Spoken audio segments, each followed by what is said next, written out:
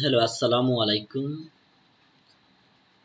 Holi world গ্রুপের পক্ষ থেকে সবাইকে সালাম এবং শুভেচ্ছা। আজকে আমি যে টিউটোরিয়ালটি নিয়ে আপনাদের সামনে হাজির হচ্ছি সেটি হচ্ছে উইন্ডোজ 10 ইউজ করে আপনি কিভাবে সহজেই বিভিন্ন ওয়েবসাইট থেকে পিকচার বা ছবি ডাউনলোড ছাড়াই আপনার পিসিতে সংরক্ষণ করতে পারেন, অথবা আপনার কোনো ডেস্কটপে আপনার কোনো ছবি থেকে কিভাবে আপনি ছবি কাটতে পারেন, অথবা আপনি কোনো বই থেকে কোনো লাইন, অথবা আপনি কোনো ভিডিও থেকে কোনো ছবি কিভাবে কোনো এক্সট্রা কোনো টুল ছাড়াই কিভাবে আপনি আপনার ডেস্কটপে আপনার কাঙ্ক্ষিত ফোল্ডার অথবা কাঙ্ক্ষিত জায়গা আপনি কিভাবে সংরক্ষণ করবেন বা সেভ করবেন, সেটা আমি এখন আপনাদেরকে দেখাবো। এখানে উইন্ডোজ 10 এ দুইটা খুব সুন্দর টুলস সংযোজন করা হয়েছে। একটি উইন্ডোজ 7 থেকে টুলটি ছিল, উইন্ডোজ 10 এ নতুন আরেকটি টুল সংযোজন করা হয়েছে, সেটি আমি আপনাদেরকে স্ক্রিনশটের মাধ্যমে দেখাচ্ছি। আশা করি আপনারা ভিডিওটি দেখে উপকৃত হবেন। নাম্বার 1 যেটি আমি দেখাবো, স্ন্যাপিং টুল। এটি খুবই ইউজেবল টুল, যেটা আমি অনেক আগে থেকেই অলমোস্ট 2 বছর বা তারও আগে থেকেই 2 থেকে 3 বছর আগে থেকে আমি ইউজ করতেছি, এবং এটা অনেক উপকারী একটা টুলস। সেটি পাওয়ার জন্য আপনি যেটা করবেন সেটা হচ্ছে, উইন্ডোজ 10 এর ক্ষেত্রে আপনি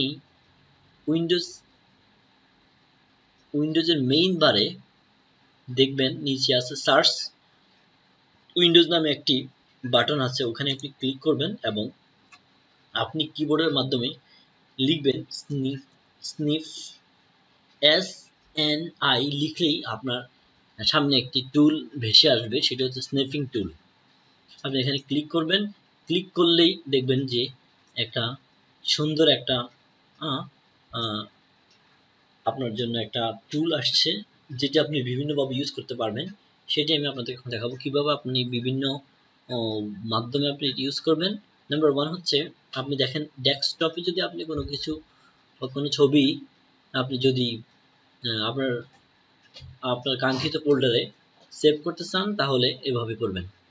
এই যে নিউ বাটনটা আপনি দেখতেছেন, নিউতে ক্লিক করবেন, করলেই আপনার এইভাবে এরকম একটা উইন্ডো, এরকম একটা স্ক্রিন চলে আসবে। যেমন এটার মাধ্যমে আপনি ইচ্ছা করলে আপনার ডেস্কটপে যা সংরক্ষণ করা আছে তা আপনি সেভ করতে পারবেন। এভাবে আপনি যতটুকু ইচ্ছা আপনি কম বেশি করে এভাবে আপনি পিকচার সংরক্ষণ করতে পারবেন। দেখেন আমি কিভাবে আপনাদেরকে দেখাচ্ছি। এই টুলটি ইউজ করে আপনি সেভ অপশনে গিয়ে আপনি সেভ করতে পারবেন। ইচ্ছা করলে আপনি এখানে বিভিন্ন পেন আছে, পেন ইউজ করে কালার সংযোজন করতে পারবেন। আপনি ইচ্ছা করলে বিভিন্ন পেইন্ট পেন ইউজ করতে পারবেন। আপনি ইচ্ছে করলে ইরেজার দিয়ে আপনার যদি ভালো না লাগে এটা মুছে ফেলতে পারবেন। হ্যাঁ, এভাবে আপনি এখানে আরো অনেক কিছু কাস্টমাইজ করে সুন্দর আপনি একটা পিকচার পেতে পারেন। এবং এটাকে সেভ করার জন্য আপনাকে সেভ অপশনে ক্লিক করতে হবে, এবং আপনি আপনি আপনার ডেস্কটপ অথবা ল্যাপটপের যে ফোল্ডারে আপনি সংরক্ষণ করতে চান, সেই ফোল্ডারে আপনি গিয়ে আপনি রিনেম করে দিবেন আপনার ফাইলটি। সাপোজ ডেস্ক নামে আমরা পিকচারটি সংরক্ষণ করব। আপনি ইচ্ছে করলে আপনার ফাইল ফরম্যাট চেঞ্জ করতে পারেন, জিআইএফ ফাইল দিতে পারেন, জেপিজি ফাইল দিতে পারেন, এইচটিএমএল ফাইল, যে কোনো ফাইলে আপনি ইচ্ছে করলে এখানে যে অপশনগুলো দেওয়া আছে এগুলোতে আপনি ফাইল সংরক্ষণ করতে পারবেন।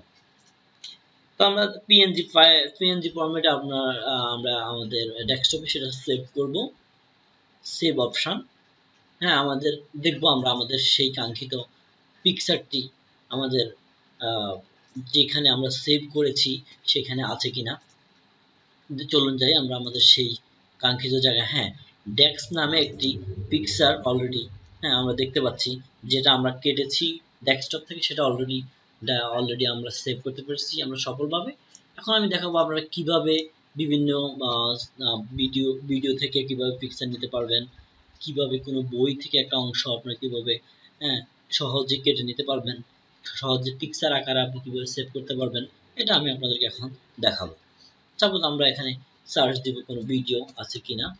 ভিডিও নামে কোনো, ইয়েস আমরা পেয়েছি ভিডিও নামে একটা, কিন্তু এখানে কোনো ভিডিও নেই। সাপোজ আমরা আমাদের ফোল্ডার থেকে কোনো একটা ভিডিও থেকে একটা পিকচার আমরা আপনাদেরকে দেখাবো।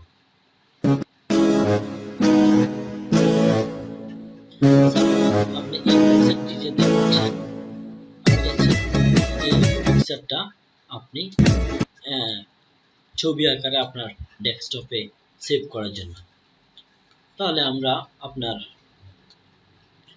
কিভাবে আমরা করব সেটা হচ্ছে, প্রথমে আপনাকে যেটা করতে হবে, আপনাকে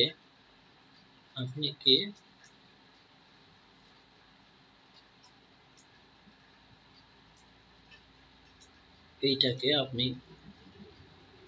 মোটামুটি যতটুকু স্পেস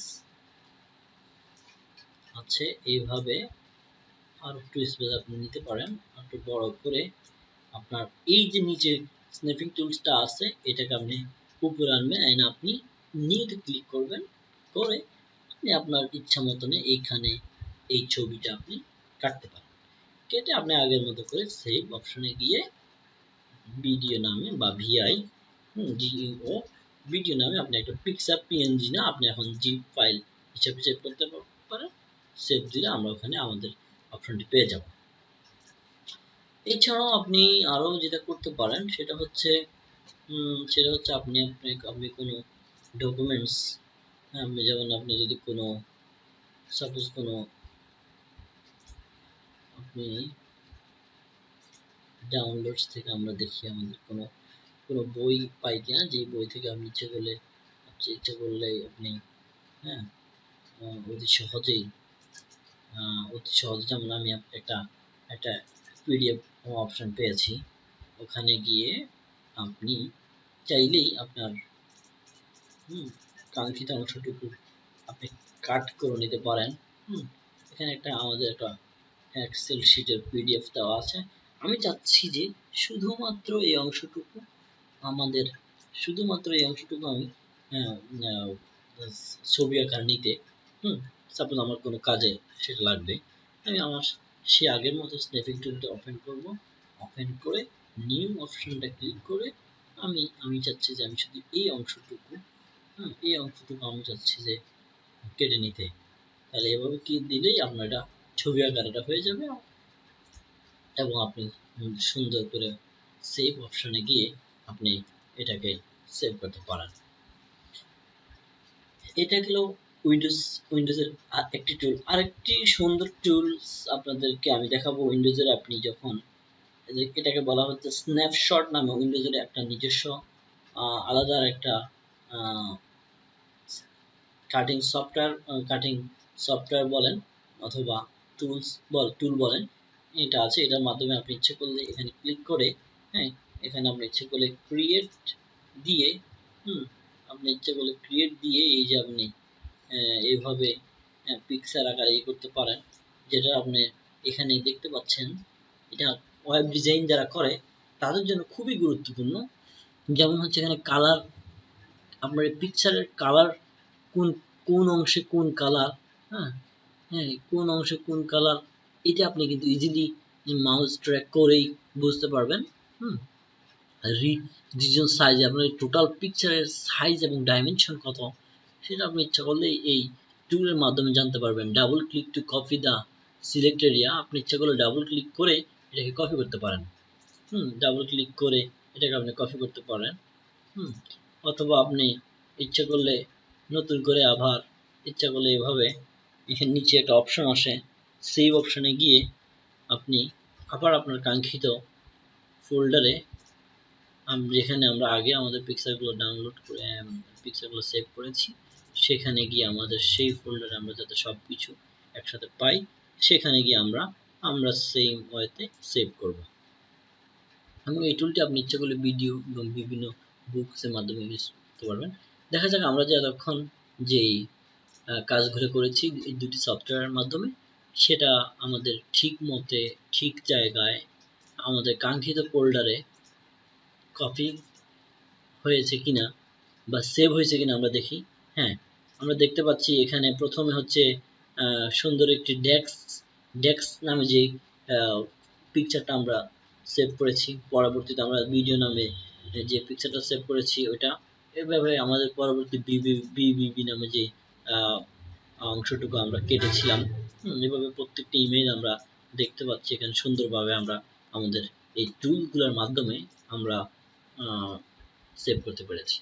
তো সবাইকে ধন্যবাদ, এবং আমাদের চ্যানেল হোলি ওয়ার্ল্ড এবং আমাদের আরেকটি চ্যানেল আছে, ও আমাদের এই চ্যানেলগুলোতে আপনারা সাবস্ক্রাইব করবেন এবং আমাদের সঙ্গে থাকবেন সবসময়। নতুন নতুন ভিডিও টিউটোরিয়াল আপনাদেরকে দিয়ে আমরা আশা করি উপকৃত করব বলে আশা করছি। ধন্যবাদ, সবাই ভালো থাকবেন।